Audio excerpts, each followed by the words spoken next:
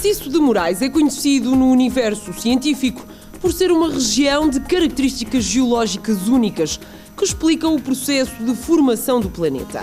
Podem observar-se aqui rochas de variadas origens, destacando-se o serpentinito. Mas o que é exatamente o serpentinito e qual a importância do maciço de Moraes? Para descobrir, embarque connosco nesta breve lição de Geologia. O objetivo fundamental hoje é falarmos sobre os serpentinitos. A característica maior do maciço de Moraes deve-se ao facto de, numa pequena área geográfica, podermos observar os elementos fundamentais de uma cadeia orogénica.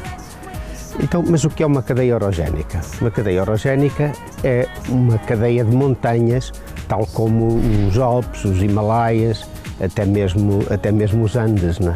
E resulta da colisão de continentes sucedida do fecho de um oceano, de um grande oceano que medeia entre os continentes.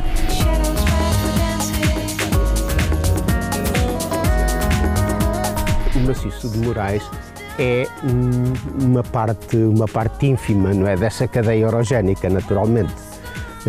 Porque esta cadeia orogénica, designada varisca ou hercínica, estendia-se dos Montes Urais até às margens da costa americana, América do Norte, portanto às montanhas dos Apalaches. Portanto, mas aqui no maciço de Moraes nós podemos ver os elementos fundamentais dessa cadeia orogénica, ou seja, um continente que se sobrepõe a uma sequência de crosta oceânica, ou seja, uma sequência de crosta continental, que se sobrepõe a uma sequência de crosta oceânica e este conjunto sobreposto à margem do outro continente.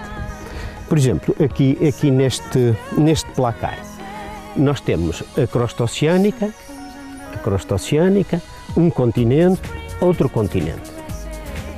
Imaginemos que este continente corresponde na atual geografia à Europa do Norte, América do Norte, que é chamada o Laurentia Báltica.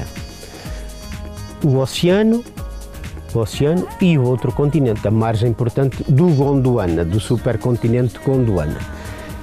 Quando fecha o oceano, este continente, esta parte, o equivalente na atual geografia à América do Norte, Europa do Norte, sobrepõe-se a um fragmento desta crosta oceânica e o conjunto acaba por se sobrepor à margem do Gondwana.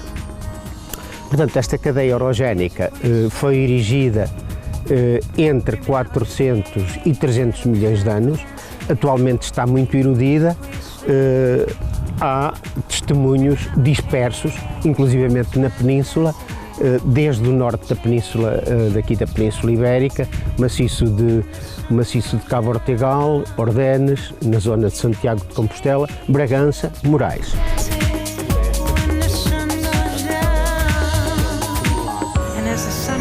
Destes maciços que representam, portanto, uma sutura, ou seja, o local por onde os continentes colidiram e se sobrepuseram, Moraes é o mais didático deles todos, destes maciços todos, não é?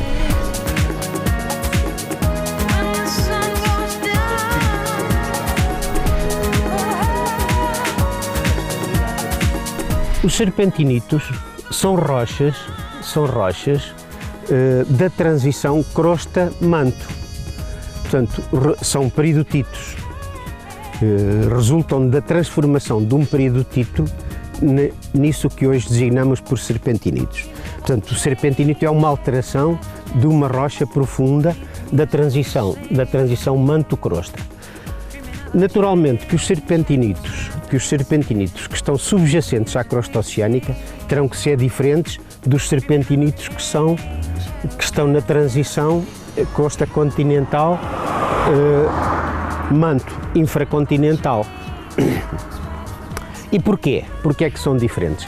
Porque a crosta oceânica tem uma espessura máxima da ordem de 6 a 8 km, enquanto que uma crosta continental tem uma espessura da ordem de 40, 50 até 70 km. Né? E, portanto, os peridotitos que estão na base da crosta oceânica são os chamados peridotitos de baixa pressão. Os peridotitos que estão na base da crosta continental são peridotitos de alta pressão, chamados peridotitos com granada. Naturalmente que esta diferença, não é? Esta diferença de uma rocha de alta pressão, uma rocha e com a mesma composição, mas de baixa pressão, os serpentinitos serão também diferentes, não é?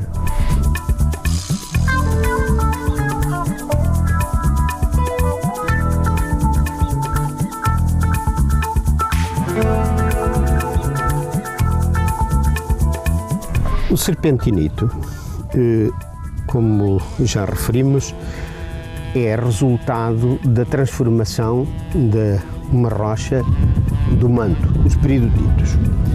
E aqui no caso dos peridotitos subjacentes à crosta oceânica, nós temos dois tipos de peridotitos, os dunitos e os arseborgitos, que são, o dunito é constituído essencialmente por olivina.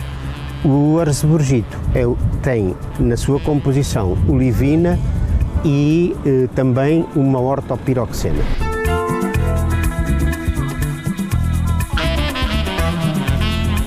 Peridotitos muito particulares porque como deram origem a uma grande quantidade de rochas magmáticas, basálticas que formam os fundos oceânicos, acontece que se tornaram incapazes de produzir mais lavas oceânicas. São, portanto, refratários, quer dizer, a fusão desta rocha que vai dar lugar aos basaltos dos fundos oceânicos, neste caso, estão impossibilitados de continuar a produzir basaltos, porque para isso era necessário que na sua composição tivessem piroxenas de tipo clinopiroxenas, em cuja composição intervém o cálcio, o ferro, o magnésio, que são os elementos fundamentais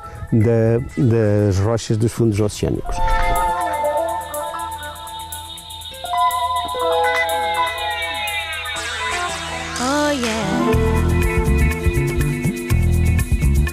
Este serpentinito é um caso particular, porquanto na interface entre crosta oceânica, manto infraoceânico, pode haver acumulados duníticos, acumulados de olivina e ao mesmo tempo com presença de cromite.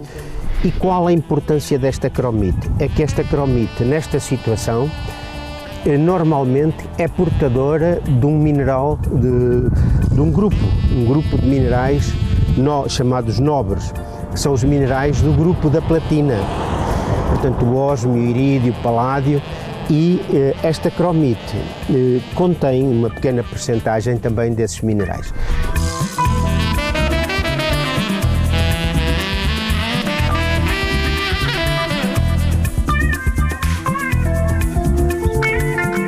A sul de Moraes desenvolve-se então a sequência de crosta continental que está sobreposta à sequência de crosta oceânica.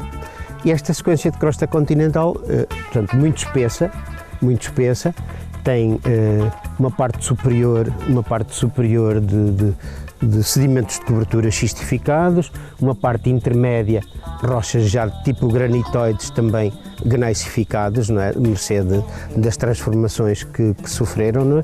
E na parte inferior, então, os granulitos e depois os peridotitos, portanto.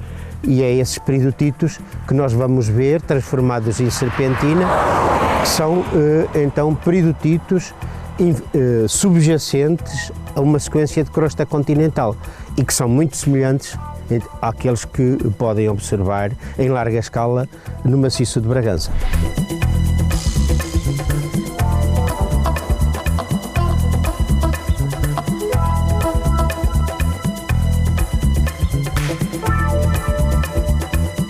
Estes são, portanto, os serpentinitos subjacentes à sequência de crosta continental.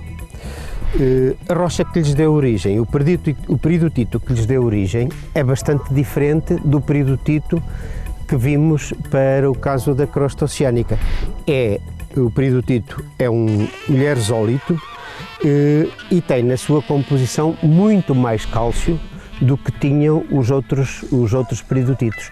Tem muito mais cálcio porque este peridotito tem uma clinopiroxena que é rica em cálcio, magnésio e ferro e, portanto, a fusão deste peridotito já poderá produzir lavas basálticas.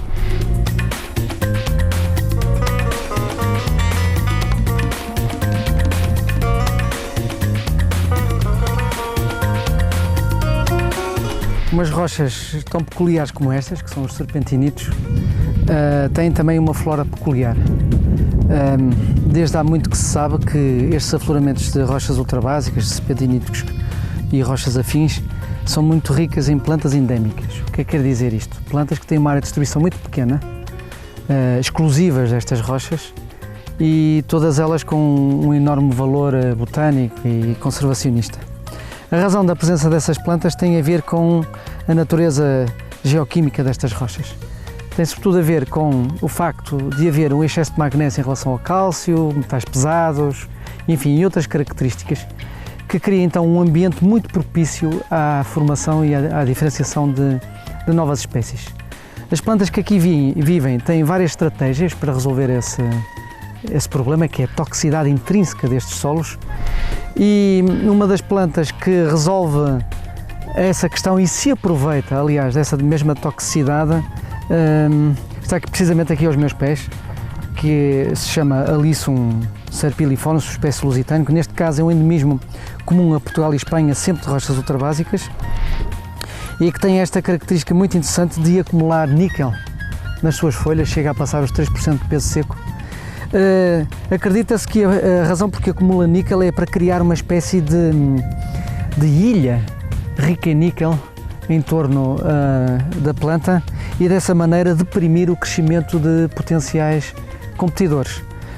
Tanto o maciço de Bragança como o maciço de Moraes partilham algumas espécies em comum, alguns endemismos em comum, mas o interessante é que a flora não é bem igual e os endemismos que nós encontramos em Bragança, aliás, há alguns endemismos exclusivos do maciço de Bragança Vinhais, assim como também existe um endemismo exclusivo daqui do Monte Moraes. Ou seja, os afloramentos de rochas ultrabásicas são não só um sítio de visita obrigatória dos geólogos, mas também de biólogos, botânicos e todas as pessoas que se interessam por ciências naturais.